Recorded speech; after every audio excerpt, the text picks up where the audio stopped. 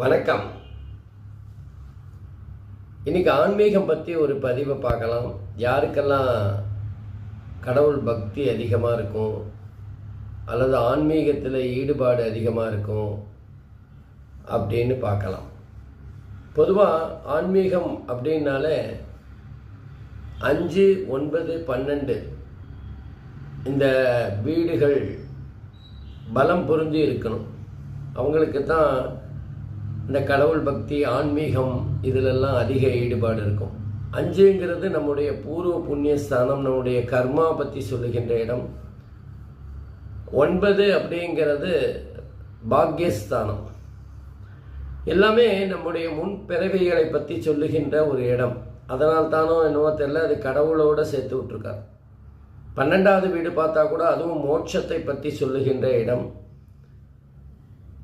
நம்முடைய பக்தியை பற்றி சொல்லுகின்ற இடம்.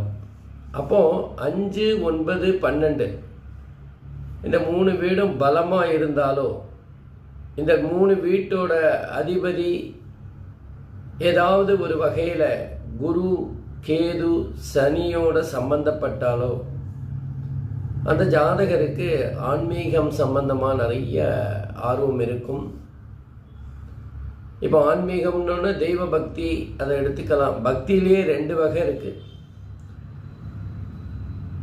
ஒரு பக்தி கடவுளை பரிபூரணமாக நம்புறவங்க, நமக்கு நடக்கிற எல்லா விஷயங்களுமே கடவுள் நமக்கு கொடுக்கிற ஒரு விஷயம்தான், கடவுளோட பார்வை தான் நம்ம மேலே வேணும் அப்படின்னு நினைக்கிறவங்க.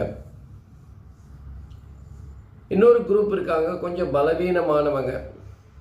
கடவுள்னா ஒரு பயம், நம்ம தப்பு செஞ்சால் கண்ணை குத்திடும் அப்படின்னு சொல்லுவோமே, அந்த மாதிரி கடவுள் நம்மளை எப்பவும் எங்கேருந்தோ பார்த்துட்டே இருக்கார். ஆகவே நம்ம எந்த விதத்திலுமே தப்பு செய்யக்கூடாது அப்படிங்கிற ஒரு விஷயம். கடவுளை இன்னும் பூச்சாண்டி மாதிரியே பார்க்குற ஒரு பயம். அவங்களுக்கு பயம் கலந்த பக்தி. அவங்களுக்கு தான் இந்த சுவாமி வர்றது அதெல்லாம் இருக்கும். பொதுவாக இந்த ஜாதகத்தில்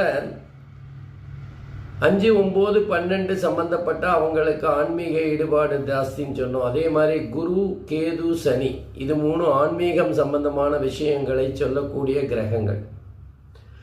குருங்கிறது அருள் தர பற்றி சொல்லும், கேது அப்படிங்கிறது ஞானம், சனி அப்படிங்கிறது பக்தி. அது மாத்திரம் இல்லை, மீன ராசியும் விருச்சிக ராசியும் கொஞ்சம் அதிகப்படியான கடவுள் பக்தியை சொல்லுகின்ற, ஆன்மீகம் பற்றி சொல்லுகின்ற கிரகம்.